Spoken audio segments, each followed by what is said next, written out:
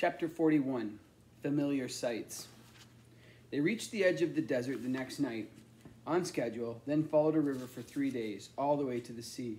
It took them still farther north, and the October chill turned as cold as any winter Tally had ever felt.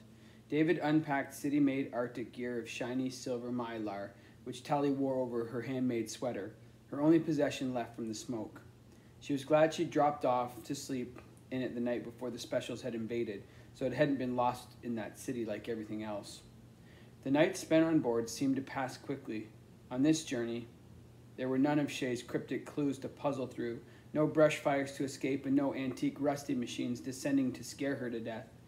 The world seemed to be empty except for the occasional ruins, as if Tally and David were the last people alive. They augmented their diet with fish caught from the river, and Tally roasted a rabbit on a fire she'd built herself. She watched David repair his leather clothes and decided she would never be able to manage a needle and thread well. He taught her how to tell time and direction from the stars, and she showed him how to open the expert software in the boards to optimize them for night travel. At the sea, they turned south, heading down the northern reaches of the same coastal railway that Tally had followed on her way to the smoke. David said it had once stretched unbroken all the way back to Tally's home city and beyond, but now there were large gaps in the track, and new cities built on the sea, so they had to travel inland more than once. But David knew the rivers, the spurs of the railroad, and the other metal paths the Rusties had left behind, so they made good time toward the goal. Only the weather stopped them. After a few days' travel down the coast, a dark and threatening mountain of clouds appeared over the ocean. At first, the storm seemed reluctant to come ashore, building up its nerve over a slow 24 hours, the air pressure changing in a way that made the hoverboards jittery to ride.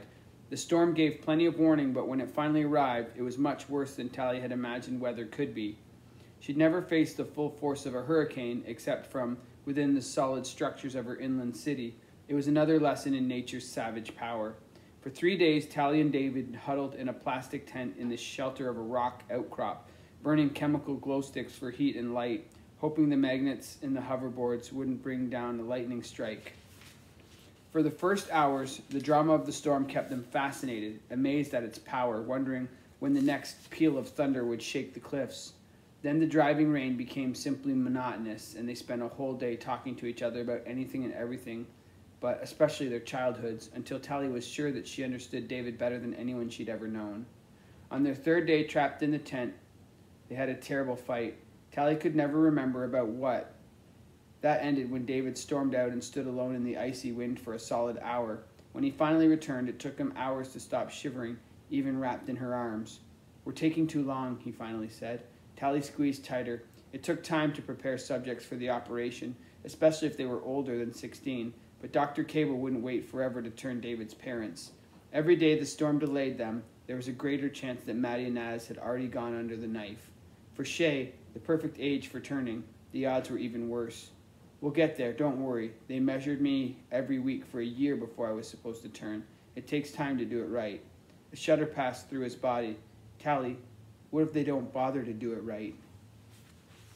The storm ended the next morning, and they emerged to find that the world's colors had been transformed. The clouds were bright pink, the grass an unearthly green, and the ocean darker than Tally had ever seen it, marked only by the foam crests of waves and a peppering of driftwood driven into the sea by the wind. They rode all day to make up for lost time, in a state of shock, amazed that the world could still exist after the storm. Then the railway turned inland, and a few nights later they reached the rusty ruins. The ruins looked smaller, as if the spires had shrunk since Tally had left them behind more than a month before. Headed to the smoke with nothing but Shay's note and a knapsack full of spag bowl, as she and David passed through the dark streets, the ghosts of the Rusties no longer seemed to threaten from the windows. "The first time I came here at night, this place really scared me," she said. David nodded. "It's kind of creepy how well preserved it is. Of all the ruins I've seen, it looks the most recent. They sprayed it with something to keep it up for school trips." And that was her city in a nutshell, Tally realized. Nothing left to itself. Everything turned into a bribe, a warning, or a lesson. They stowed most of their gear in a collapsed building far from the center, a crumbling place that even truant Uglies would probably avoid, packing only water purifiers, a flashlight, and a few food packets. David had never been any closer to the city than the ruins. So Tally took the lead for once, following the vein of iron that Shay had shown her months before. Do you think we'll ever be friends again? She asked as they hiked toward the river, lugging their boards for the first time the entire trip. You and Shay? Of course. Even after you and me? Once we've rescued her from the specials, I figure she'll forgive you for just about anything. Tally was silent. Shay had already guessed that Tally had betrayed the smoke. She doubted anything would ever make up for that. Once they reached the river, they shot down the white water at top speed, glad to be finally free of the heavy saddlebags. With the spray hitting her face, the roar of the water all around her, Tally could almost imagine this was one of her expeditions. Back when she was a carefree city kid and not a... What was she now? No longer a spy, and she couldn't call herself a Smoky anymore. Hardly a pretty, but she didn't feel like an ugly either. She was nothing in particular, but at least she had a purpose. The city came into view. There it is, she called to David over the churning water. But you've seen cities before, right? I've been this close to a few, but not much closer. Tally gazed down at the familiar skyline, the slender trail of fireworks silhouetting the party towers and mansions. She felt a pang of something like homesickness, but much worse. The sight of New Pretty Town had once filled her with longing. Now the skyline was like a vacant shell, all its promises gone. Like David, she had lost her home, but unlike the smoke, her city still existed, right in front of her eyes, but emptied of everything it had once meant. We've got a few hours before sunrise, she said. Want to take a look at special circumstances? The sooner the better, David said. Tally nodded, her eyes tracing the familiar patterns of light and darkness surrounding the city. There was time to make it there and back before daybreak. Let's go. They followed the river as far as the ring of trees and brush that separated Uglyville from the suburbs. The Greenbelt was the best place to travel without being seen. And a good ride as well. Don't go so fast, David hissed from behind as she whipped through the trees. She slowed down. You don't have to whisper. No one comes here at night. It's ugly territory, and they're all in bed. Unless they're tricking. Okay, he said, but shouldn't we be more careful about hoverpaths? Hoverpath?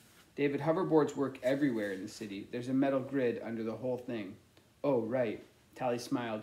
She had been so used to living in David's world, it was good to be explaining things to him for once. What's the matter? She taunted. Can't keep up? David grinned. Try me. Tally turned and shot ahead, cutting a zigzag path between the tall poplars, letting her reflexes guide her. She remembered her 2 hovercar rides to special circumstances. They'd flown across the Greenbelt on the far side of town, then out to the transport ring, the industrial zone between the middle pretty suburbs and outer Crumblyville. The hard part would be getting across the burbs, a risky place to have an ugly face. Luckily, middle pretties went to bed early, most of them anyway. She raced David halfway around the Greenbelt until the lights of the big hospital sat directly across the river from them. Tally remembered the first terrible morning, yanked away from the promised operation, flown out to be interrogated, her future pulled out from under her. She made a grim face, realizing that this time she was actually going out looking for special circumstances. A tingle passed through her as they left the Greenbelt. A minuscule part of Tally still expected her interface ring to warn her that she was leaving Uglyville. How had she worn that stupid thing for 16 years? It had seemed such a part of her back then, and now the idea of being tracked and monitored and advised every minute of the day repelled Tally. Stick close, she said to David. This is the part where you should whisper. As a littlie, Tally had lived in the middle pretty burbs with Saul and Ellie, but back then her world had been pathetically tiny. A few parks, the path to Littlie school, one corner of the Greenbelt where she would sneak in to spy on Uglies. Like the rusty ruins, the neat row houses and gardens seemed much smaller to her now, an endless village of doll houses. They skimmed the rooftops, crouching low. If anybody was awake, going for a late-night run, or walking a dog, they wouldn't be looking up, hopefully. Their boards barely a hand's breadth above the housetops. The patterns of shingles passed underneath hypnotically. All they encountered were nesting birds and a few cats who flew or scrambled out of their way in surprise. The burbs ended suddenly, a last band of parks fading into the transport ring, where underground factories stuck their heads above ground and cargo trucks drove concrete roads all day and night. Tally lofted her board and gained speed. Tally, David hissed, they'll see us. Relax, those trucks are automatic. Nobody comes out here, especially at night. He stared down at the lumbering vehicles nervously. Look, they don't even have headlights. She pointed down at a giant road train passing below, the only light coming from its dim red flicker from underneath the navigation laser reading the barcodes painted on the road. They rode on, David still anxious at the sight of moving vehicles below. Soon a familiar landmark rose above the industrial wasteland. See that hill? Special Circumstances is just below it. We'll climb on top and take a look. The hill was too steep to put a factory on, and apparently too big and solid to flatten with explosives and bulldozers, so it stood out on the flat plain like a lopsided pyramid. Steep on one side and sloping on the other, covered with shrub and brown grass, they skimmed up the sloping side, dodging a few boulders and hard-scrabbled trees until they reached the top. From this height, Tally could see all the way back to New Pretty Town, the glowing disk of the island about as big as a dinner plate. The outer city was in darkness, and below her, the low brown buildings of Special Circumstances were lit only with the harsh glare of security lights. "Down there," she said, her voice falling to a whisper. "Doesn't look like much. Most of it's underground. I don't know how far down it goes." They stared at the cluster of buildings in silence. From up here, Tally could see the perimeter wire clearly, stretching around the buildings in an almost perfect square. That meant serious security. There weren't many barriers in the city, not that you could see anyway. If you weren't supposed to be someplace, your interface ring just politely warned you to move along. "That fence looks low enough to fly over." Tally shook her head. "It's not a fence, it's a sensor wire. You get within 20 meters of it and the specials will know you're there. Same goes if you touch the ground inside it." 20 meters? Too high to clear on boards. So what do? Knock on the gate? "There's no gate that I can see. I went in and out by hover car." David drummed his fingers on his board. "What about stealing one?" "A hover car?" Tally whistled. That'd be a pretty good trick. I knew Uglies who used to go joyriding, but not in Special Circumstances hover cars. "It's too bad we can't just jump down." Tally narrowed her eyes. "Jump? From here? Get on our hoverboards back at the bottom of the hill, zoom up at maximum speed, then jump off from about this spot. We'd probably hit that big building dead center." "Dead is right. We'd splat." "Yeah, I guess. Even with crash bracelets, our arms would probably yank out of our sockets after a fall like that. We'd need parachutes." Tally looked down, plotting trajectories from the hilltop, shushing David when he started to speak again, the wheels of her brain spinning. She remembered the party at Garbo Mansion, which seemed like years ago. Finally, she allowed herself to smile.